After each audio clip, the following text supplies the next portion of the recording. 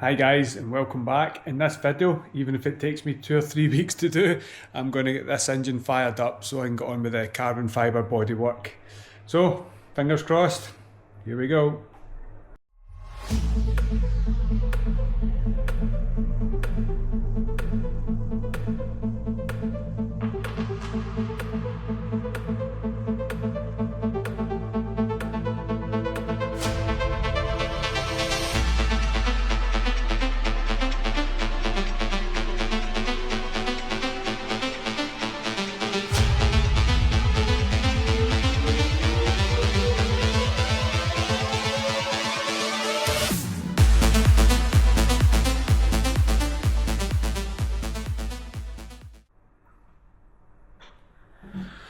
Right, I've decided to do the check wizard setup wizard thing on the Haltech myself, and it said crank the engine.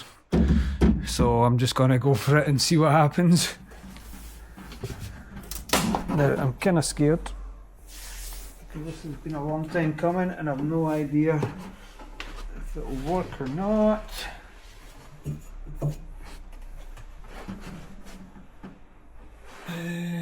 Right.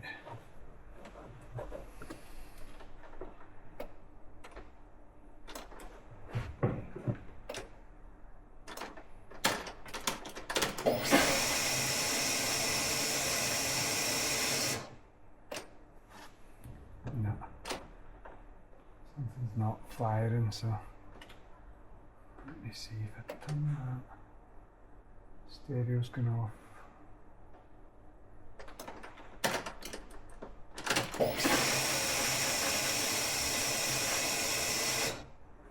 Okay, I don't have sparky, cranky, so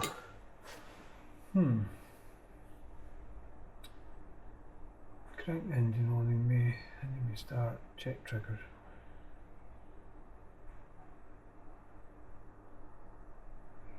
Okay, we're close. Whatever I've not done, I've not got a crank. It's getting exciting though.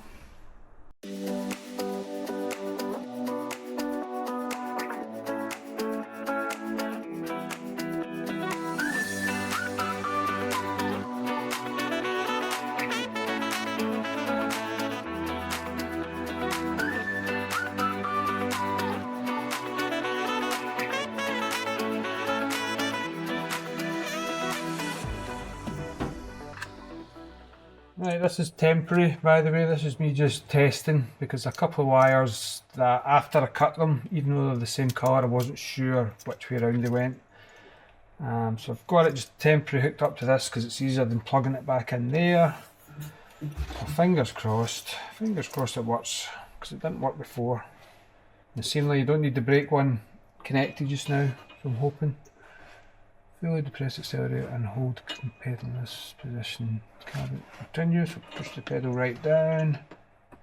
Calibrate. Push the pedal is not depressed and cut the calibrate button. Calibrate. Good. Cool. Calibration good. Yes! Yes, right. So that means I can plug that back in there. It might let me start the car. God. Exciting and nervous. Right, let's tidy this bit up now.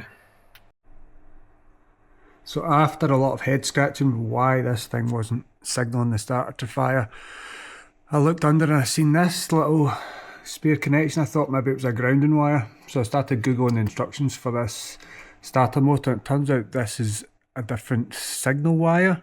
So I've obviously got the Haltech plugged into it, which is fine, and the live for the battery plugged into it.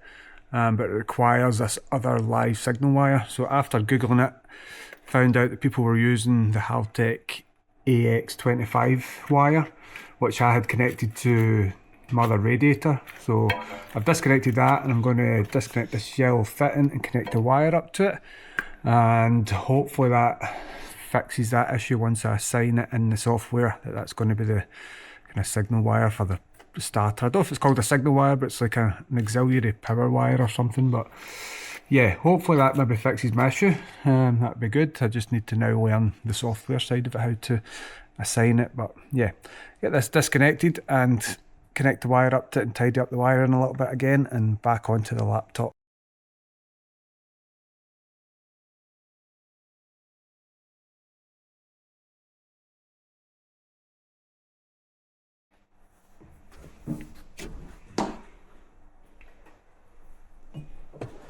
Right, we're back with a little update. So after I wired in the starter to the AX25 Plus cable, that would then, the ECU would then be able to give that the power, but I didn't have any signal from turning the key on, so I have now tapped into that signal wire and setting that over to the ECU, and basically assigned a pin value and stuff for that. There is a lot of menus in this which I do not know what they do, so just hoping. Oh fuck me, I'm nervous.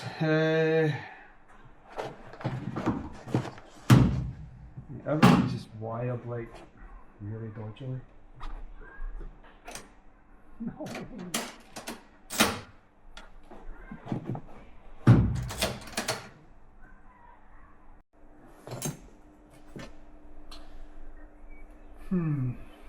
What next? What next to try?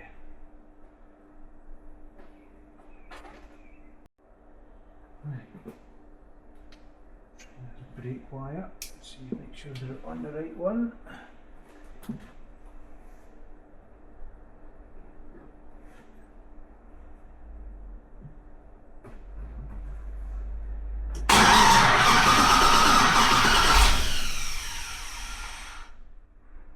Okay. Good sound. Right, let's see.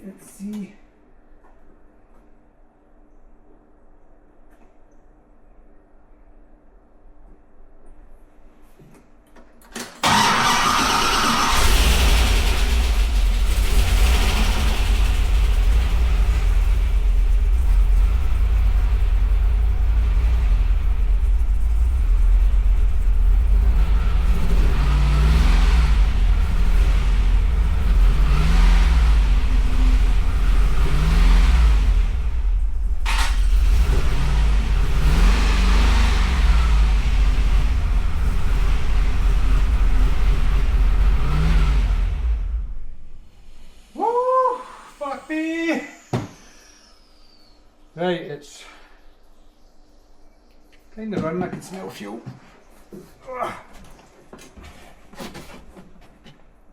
Oh my god.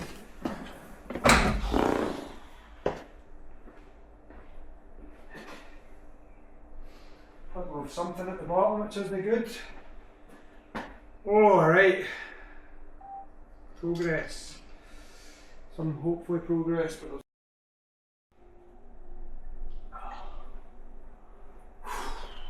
God, man.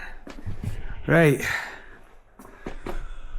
Oil leak coming from these pipes here, which I'm assuming I've probably never tightened because they were fitted about 5 years ago.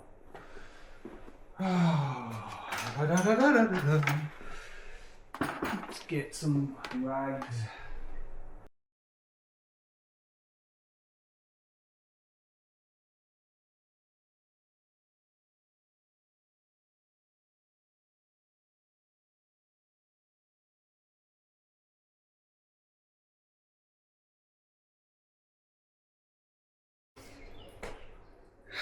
Well, I wish I was pressed recording that before that happened.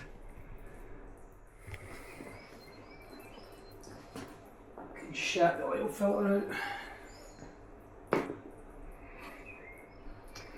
Clean up time. Luckily I'd shut the engine off before that happened, so hopefully it's all good still. Right, since that last clip, it is probably about 5 days later, and we have a new oil filter and new oil has arrived. So the issue, I think, was I got this filter from eBay as a LS3 filter, which I just assumed that would be fine, but it turns out that the LOJ conversion kit that I've used uses a slightly different filter. So this is what's been recommended, and you should be able to see it, but there is a few more threads on that one. So I'm assuming, so that when you tighten this up, it tightens, and you think it's tight, which I did. But when I went to try it back on a few days back there, it tightened, and then I just gave it another little click and it just came loose. The whole thing.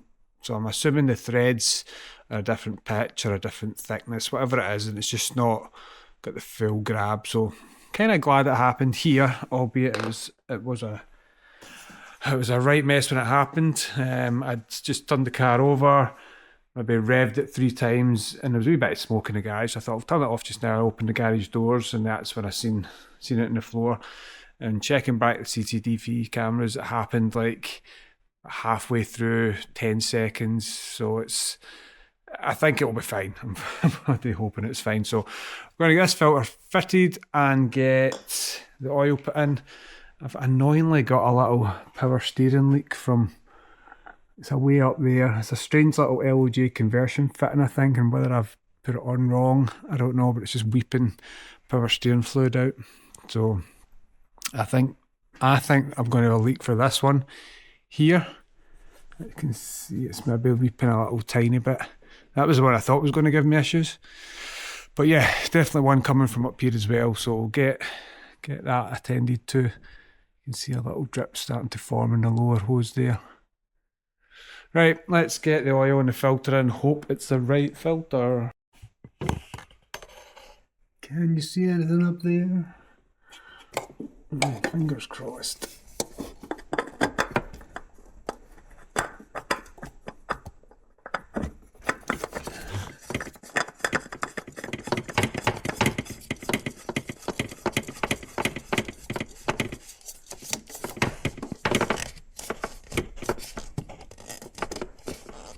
Yeah, that feels way better. There we go. I need to try and sort out the kink in this power steering, not power steering, it's an aircon hose. Try and take some of the kink out of that. Hopefully once it's full of pressure it will straighten itself out. Okay, let's get the oil into it and then try and fix that other leak.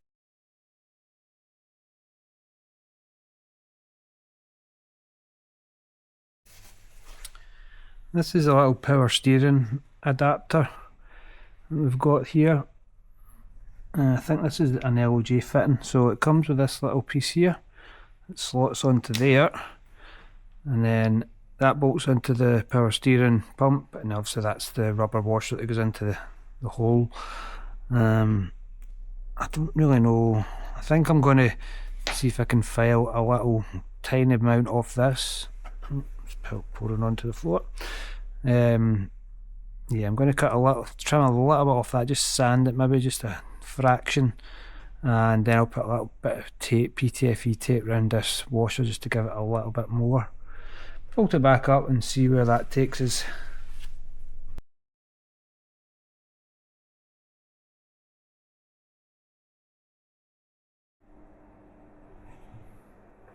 Right guys, this is where we're at to finish the video. The engine is in and running. I've got one sensor to try and figure out for the fuel pressure, which goes on to the back here. So I need to take this little cap off in there and take the valve off and attach this, but one of these threads isn't quite right, it's the wrong pitch, so I need to get a new part for that. But apart from that, everything's in and running. There is a small leak from the power steering in this fitting here. I tried to tape it up, but I think it's still leaking. So the car starts, and I was all excited. I've got the inside all kind of put back together now. So fuel pump should come on, Haltech should come on. So when I start it, this car will try and crank, and it's not running right. And when I was speaking to the tuner, he says you need to set the timing. I was not aware of that, so that's a job for him to come and do that. So, but yeah, looking pretty cool. I've still got a little adapter to get to run the Haltech keypad, and eventually I'm going to wire that into some lights and stuff. The lights still work off the Nissan CAN bus, the front ones, The rear ones, I need to get a new harness, I think. The back of this harness was cut up for some reason, so I need to get a new piece of harness for that, and then hopefully they'll work off the CAN bus as well, but if not, we'll rewire them. So that is where we're at just now. As soon as we get it running, I'll put another video up with it running sweet. Underside's done, we just need to now get all the body panels done. I need to get the glass first, I need to get a windscreen for it. Once the windscreen's in, I can get the carbon roof glued on, and after that we can just start going on all the carbon parts, get the wheels on it and get it moving. So hopefully, fingers crossed, it might actually see a show this year. Yeah, stay tuned for the updates and I'll see you next time.